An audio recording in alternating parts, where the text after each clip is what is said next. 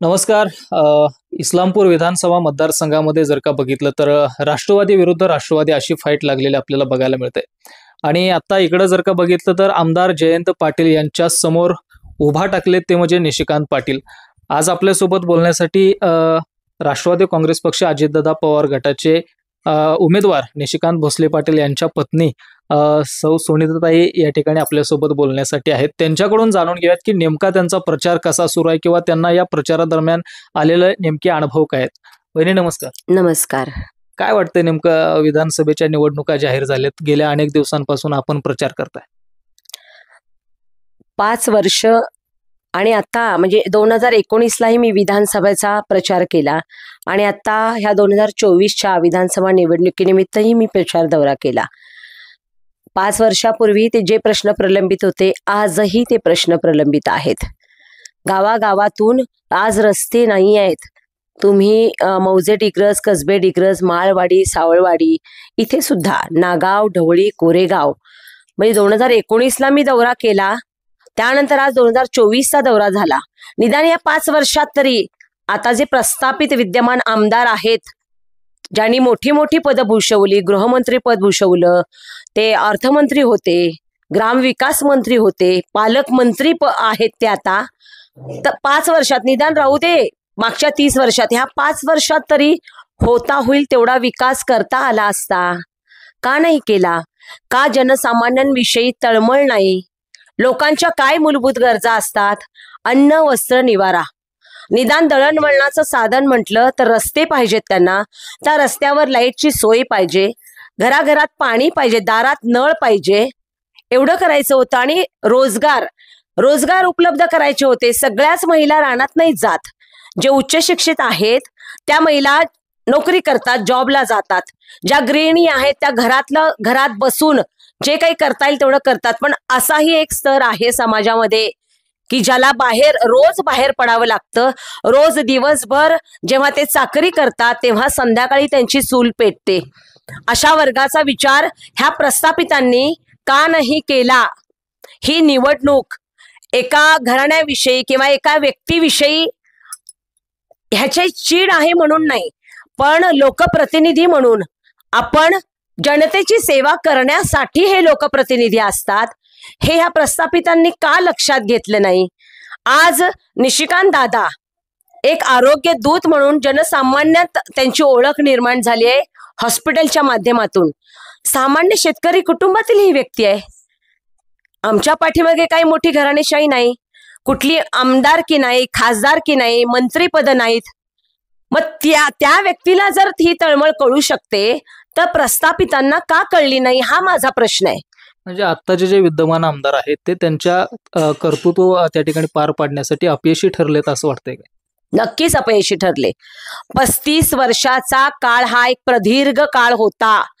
आज अजितदादा आपले उपमुख्यमंत्री, महाराष्ट्राचे लाडके उपमुख्यमंत्री माननीय अजितदादा पवार हे बारामतीचे सुपुत्र आहेत.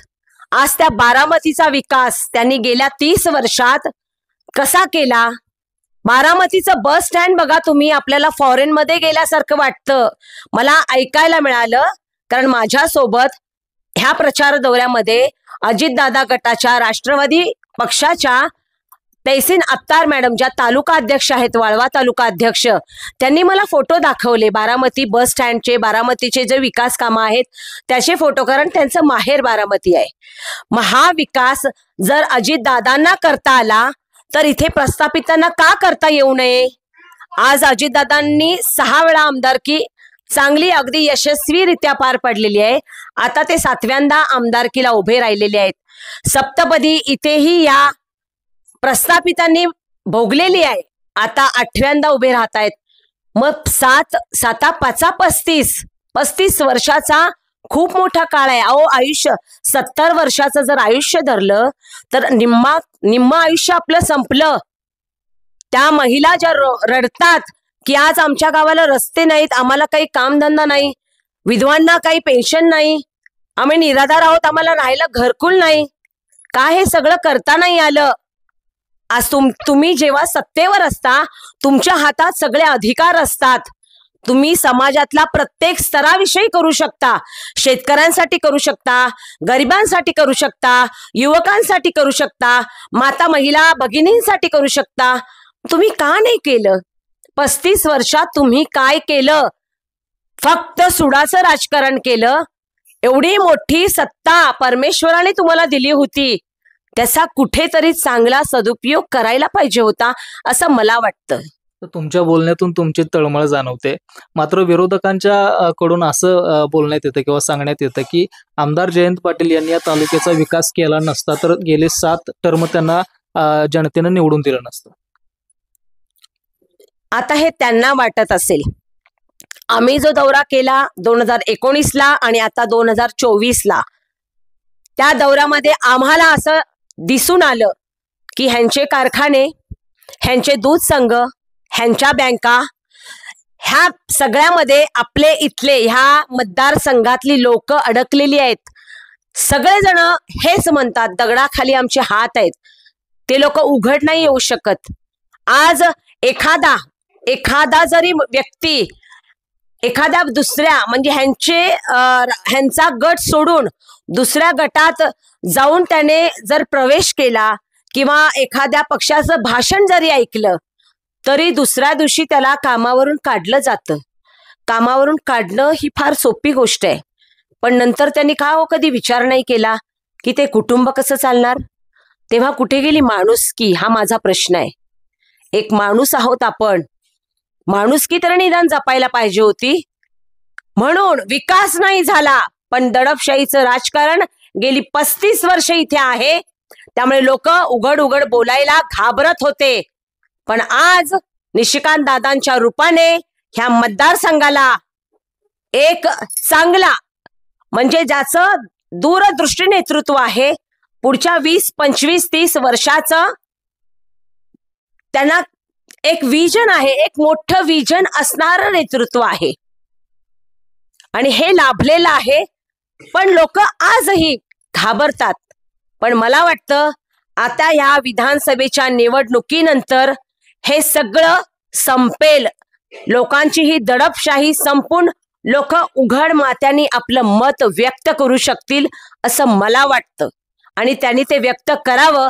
कारण आता सुडाचं राजकारण, दडपशाहीचं राजकारण संपुष्टात येईल ह्या 20 तारखेला आणि एक चांगलं रामयुगाचं पर्व सुरू होईल असं मला निश्चितपणाने सांगावंसं वाटतं.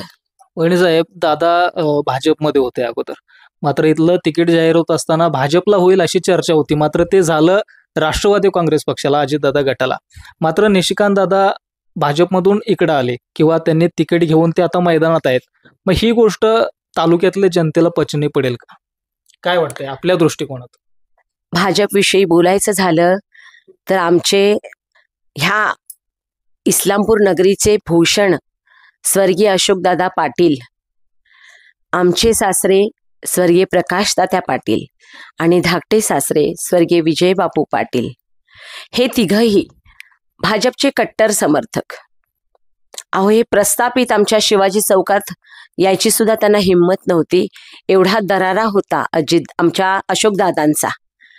आणि हेच ह्या रक्तात उतरलेलं आहे. त्यामुळे भाजप निशिकांत दादांनी ह्या 8 वर्षात तळागाळात रुजवला. त्यांनी ते जाणलं की माझं घराणे ह्या भाजपमध्ये होतं आणि हा भाजप, भारतीय जनता पार्टी हा पक्ष आपण तळागाळात रुजवला पाहिजे, वाढवला पाहिजे. गेल्या 8 वर्षात एवढी स्ट्रॉंग बूथ बांधणी दादासाहेबांनी केली, निशिकांत दादांनी केली.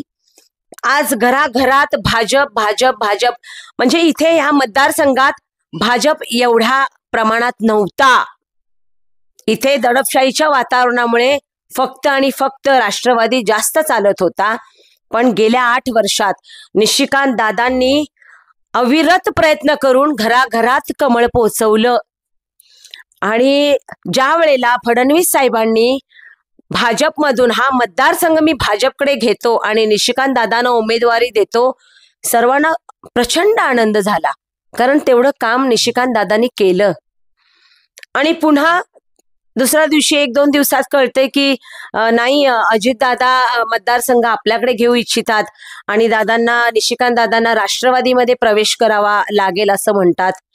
खूप सगळेच अस्वस्थ झाले होते. अगदी निशिकांत दादा सुद्धा, संपूर्ण त्यांचे हे निशिकांत दादा युवा प्रेमी आहे. संपूर्ण वाळवा इस्लामपूर मतदारसंघ, सर्व कार्यकर्ते, सर्व की आता म्हणजे खरंच काय होणार. गेले 15 दिवस हे वातावरण होतं की मतदारसंघ नक्की कोण घेणार.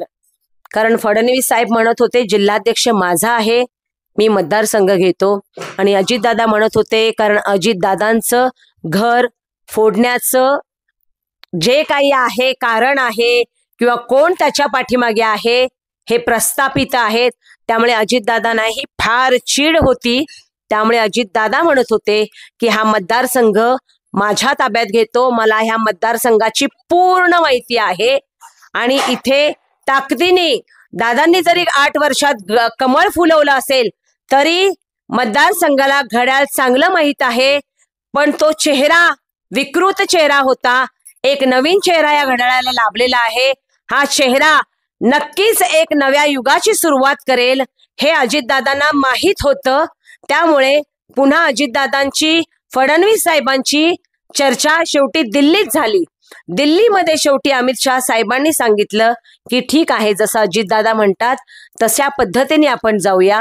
आणि नंतर हा मतदारसंघ अजितदादांनी स्वतःकडे घेतला आणि निशिकांत दादांना राष्ट्रवादी पक्षात, अजितदादा गटात प्रवेश करावा लागला.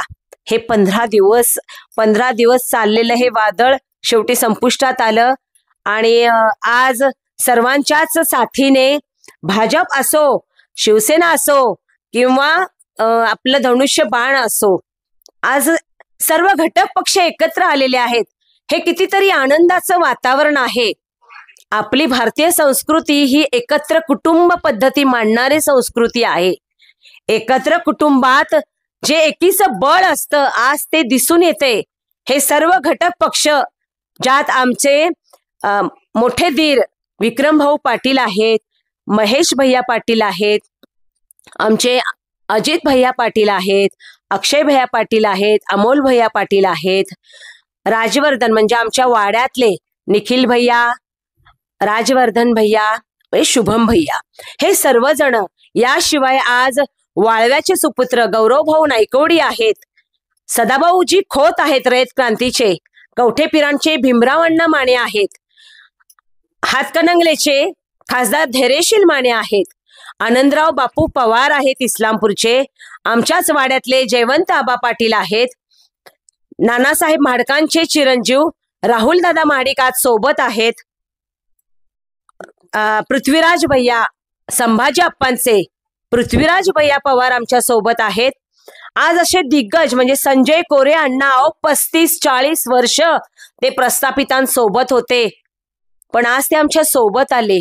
पाठीमागे जनता सुज्ञ सांगायला नको की कसं असेल आणि काय झालं असेल, पण आम्हाला अभिमान आहे. आम्हाला चांगलं वाटतं की आज संजय कोरे अण्णांनीही आम्हाला साथ दिलेली आहे. असे फार सगळेच हे सर्वजण नेते मंडळी, आज सर्व घटक पक्ष एकत्र आल्यामुळे एकीचं बळ निर्माण झाले. एक वातावरण एवढं स्ट्रॉंग आहे आणि एवढं छान आहे की सर्वजण एकत्र होऊन ह्या निवडणुकीमध्ये आहेत. वहिनी, आता तुम्ही तालुक्यामध्ये फिरला गेल्या 15-20 दिवस, आज शेवटचा दिवस आहे, काय जाणवलं नेमकं मतदारांच्याकडून? मतदारांच्याकडून आज प्रचंड उत्साहाचं वातावरण आहे की कुठेतरी ना त्यांना एक आशा आहे की इथून पुढे आमच्यासाठी कोणीतरी करेल आणि नक्की करेल. कारण आज मतदारसंघच नाही तर मतदारसंघ सोडून निशिकांत दादांचं काम बोलतं. आज आरोग्य सेवेतून दादा एक आरोग्य दूत आणि विकास माध्यमांची जी कामं केली, त्यांनी जिल्हाध्यक्ष झाले तर एवढा प्रचंड 350 कोटी रुपयेचा निधी त्यांनी या मतदारसंघाच्या विकासासाठी आणला, पानंद रस्त्यांसाठी आणला. आज विकास दूत म्हणून ते घराघरात पोहोचलेले आहेत. मतदारसंघातच नव्हे, मतदारसंघ सोडूनही सर्वजण ह्या हॉस्पिटलचा माध्यमातून, ह्या आरोग्य सेवेच्या माध्यमातून येऊन उपचार करून घेऊन दादांना आशीर्वाद देत आहेत. खूप मोठी पुण्याई म्हणावी लागेल, प्रचंड पाठबळ आहे. आपण एखाद्यासाठी करतो ना, तेव्हा लोक जाणतात आणि मानतात. तुम्ही काहीच नाही केलं तर कोण तुमच्या पाठीमागे उभं राहणार? तुम्ही जनतेसमोर आशीर्वाद मागायला जाताय, मात्र नेमकं कोणतं व्हिजन किंवा कोणती विकास कामं, तालुक्याचं कोणतं व्हिजन घेऊन तुम्ही लोकांपर्यंत जाताय आशीर्वाद मागायला? 35 वर्षातली प्रलंबित विकास कामं जर काढली ना, तर त्याची यादी भली मोठी होईल. जशी ती मारुतीरायांची ती शेपटी होती, आपण जे ग्रंथामध्ये ऐकलेलं आहे. इथे आजही रस्ते नाही आहेत, व्यवस्थित रस्ते नाहीत. हा आपला पेठ इस्लामपूर सांगली रोड जर बघितला, ह्या रस्त्याचं काम निशिकांत दादांनी, आपले उपमुख्यमंत्री माननीय देवेंद्रजी फडणवीस साहेब आणि आपले नितीन गडकरी साहेब, ह्या केंद्रीय मंत्री, ह्यांच्या माध्यमातून 800 कोटी रुपयेचा निधी ह्या इस्लामपूर पेठ इस्लामपूर रस्त्यासाठी त्यांनी मंजूर करून आणला. अहो, हजारो ऍक्सिडेंट होऊन कित्येक कुटुंबांनी त्यांची माणसं गमावली आहेत. का हो 35 वर्षात त्यांना हा रस्ता करता नाही आला? एवढी दुरावस्था ह्या मेन रस्त्याची, हा NH4 हायवे येतो, आणि बाकी अंतर्गत रस्ते तर गावागावातून आहेतच. रस्ते व्यवस्थित नाहीत, तिथे लाईटची व्यवस्था नाही. आज पाणी नाही. इस्लामपूर सारख्या शहरात 5 वर्ष नगराध्यक्ष पदाचा कार्यकाळ निशिकांत दादांनी ह्यांच्या दहशतीखाली घालवलाय. 5 वर्षात प्रचंड कामं करायची होती. 24 तास पाणी योजना इथे आणायची होती, भुयारी गटार योजना इथे करायची होती, पण या प्रस्थापित आमदारांनी करू दिले नाही. आलेले निधी परत घालवले ह्यांनी. आजही अवधूत कॉलनी इस्लामपूरची आहे, दत्तनगर वसाहत आहेत. महिला गेल्यानंतर सांगतात आम्हाला पाणी नाही. काय वाटत असेल ऐकताना आमच्या जीवाला? ही विकास कामं सांगतायत, बोलतायत बघा ह्यांची 35 वर्षाची. हीच अवस्था खेड्यापाड्यातून आहे. ह्यांना करता आलं नसतं का? पाणंद रस्त्यांची कामं करता आली नसती का? आज महिलांना घर बसल्या रोजगार नाही. आज IT पार्क नाही तिथे. इन्फॉर्मेशन टेक्नॉलॉजी ज्या कंपन्या असतात, ज्या आज पुणे, मुंबई, बँगलोर, हैदराबाद, अहमदाबाद या मेट्रो सिटीमध्ये बघायला मिळतात, काय इथे त्यांना उभ्या करता आल्या नाहीत? ह्या युवकांना चांगल्या MNCs, मल्टीनॅशनल कंपनीज ज्या गुजरातमध्ये मोदी सरकारने केल्या, ज्या मुंबईमध्ये आहेत, का इथे या प्रस्थापितांना आणता आल्या नाहीत? त्या जर असत्या तर आज युवकांना रोजगार मिळाला असता. आज महिलांना घर बसल्या उद्योग देता आले असते. पण ह्यांना करायचंच नव्हतं. विकास, मला वाटतं विकास या शब्दाचा अर्थ त्यांना शिकवावा लागेल बहुतेक, की लोकप्रतिनिधी म्हणून जेव्हा आपण निवडून येतो तेव्हा लोकांचं राज्य असतं, हे लोकांनी प्रस्थापित केलेलं असतं आणि ते लोकांसाठी आपण जगायचं असतं. प्रचंड इथे अराजकता तर आहेच, आणि एवढी विकास कामं आहेत की ती येत्या 5 वर्षात संपुष्टात येतील असं मला नाही वाटत. एक थोडा काळ ही विकास कामं करायला आम्हाला लागेल. वहिनी, शेवटचा प्रश्न आहे. हे राजकारण थोडंसं आपण बाजूला ठेवूयात. असं म्हणतात की एका पुरुषाच्या मागे स्त्री खंबीरपणे उभी असते, तेव्हाच तो पुरुष कुठेतरी पुढे जातो. मात्र दादा आणि तुम्ही पत्नी आहात त्यांच्या, काय वाटतं त्यांच्याबद्दल? आता ते लढत आहेत आणि विजयाचा झेंडा ते हाती घेतील का? नेमकं काय वाटतं दादांबद्दल? निशिकांत दादांबद्दल काय सांगावं सांगा. आज 26 वर्षाची मी त्यांची सहचारिणी म्हणून आहे. 26वं वर्ष आमच्या लग्नाचं. 26 वर्षात त्या व्यक्तीला मी त्यांच्यात प्रभू रामांचे गुण दिसले. धर्मराज युधिष्ठिर, तुकाराम महाराज, ज्ञानेश्वर माऊली, हे जे थोर मंडळी सत्पुरुष, हे गुण, आणि आमच्या वाड्याचे महत्वाचे आमचे अशोक दादा, विजय बापू, आमचे प्रकाश तात्या, हा जो एक घराण्याचा गुण असतो ना, एक वारसा असतो त्या रक्तामध्ये, हा वारसा ना निशिकांत दादांच्या तंतोतंत उतरलेला आहे. तोच करारीपणा, तोच प्रेमळपणा, सर्वांना सोबत घेऊन जायचं. आज आमच्या वाड्यातल्या भावांची एकजूट असण्यापाठीमागे दादांचं प्रेम आहे, त्यांचं मार्गदर्शन आहे. आज सगळे भाऊ एकत्र आहेत. जे आज कलियुगामध्ये आपल्याला फार कमी बघायला मिळतं. आमचे मोठे दोघं जण महेश भैया, विक्रम भाऊ, आमच्यातले दोघं दादासाहेब आणि आप्पासाहेब, नितीन आप्पासाहेब, आणि आमच्या धाकटे विजय बापूंचे अमोल भैया साहेब, रावसाहेब म्हणते आम्ही त्यांना, आणि आमच्या अजित भैया साहेब, आज सगळे, आणि अक्षय भैया वगैरे सगळे आमच्या वाड्यातले आज सगळे एका विचाराने चालतात. निशिकांत दादांच्या एका नेतृत्वाखाली, म्हणजे दादा म्हणेल ती पूर्व दिशा, तेव्हाच व्यवस्थित चालते कुटुंब. जेव्हा एक करता पुरुष म्हणजे चांगल्या विचारांचा, चांगले विचार घेऊन जाणारा असेल, प्रगतीच्या दिशेने नेणारा असेल, आणि त्याचीच धुरा जेव्हा त्याच्या पाठीमागचे सगळे भाऊ सांभाळतात, तेव्हाच चांगल्या अर्थाने विकास होतो. आज जे महाभारतात होतं ना, की 5 पांडव आणि कौरव 100 होते. रामायण आपण सगळ्यांनी वाचलेलं आहे, की प्रभू रामचंद्र आणि त्यांचे भाऊ होते. आज ही एकी आमच्या वाड्यात आहे. रामायण मी खऱ्या अर्थाने आमच्या वाड्यात जगले. दादांचा शब्द आजपर्यंत ह्यांच्या भावांनी कधीही मोडला नाही, कधीही मोडला नाही. डोळे वर करून ह्या भावांनी कधी बघितलं नाही. एवढी संस्कृती आणि एवढे संस्कार ह्या वाड्याचे दादांनीही जपले आणि त्यांच्या ह्या भावांनीही जपले. एक सुसंस्कृत विचारांचा हा नेता, ह्या वाळवा इस्लामपूर नगरीला लाभलेला एक देवदूतच म्हणेन मी. ज्यांचे विचार घेण्यासारखे आहेत. कधीही त्यांच्या मनात आलं नाही की एखाद्याला त्रास व्हावा, एखाद्याचं वाईट व्हावं. कारण संपूर्ण आध्यात्मिक विचारांचा आमचा हा वाडा आहे. आणि नक्कीच येणारी विधानसभा, दादांनी जो झेंडा हाती घेतलेला आहे, विजय पताका म्हणेन मी, विजयाचा ध्वज हाती घेतलेला आहे, आणि ते ह्या निवडणुकीत नक्कीच विजयी होतील. कारण परमेश्वर, सत्पुरुषाच्या पाठीमागे परमेश्वर असतो. खूप अधर्म ह्या नगरीमध्ये गेल्या 35 वर्षात वाढला होता. प्रचंड अधर्म होता. आणि आम्ही अध्यात्म मांडणारी माणसं आहोत, खूप धार्मिक आहोत. आमचं संपूर्ण कुटुंब माळकरी आहे.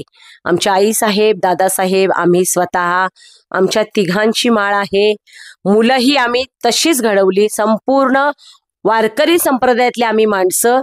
मला तर मी ठिकठिकाणी बोललेले आहे. जेव्हा मी प्रचार दौरा केला, मला भगवद्गीतेतला एक श्लोक मी आवर्जून सांगितला, आणि आताही अगदी मनापासून सांगेन.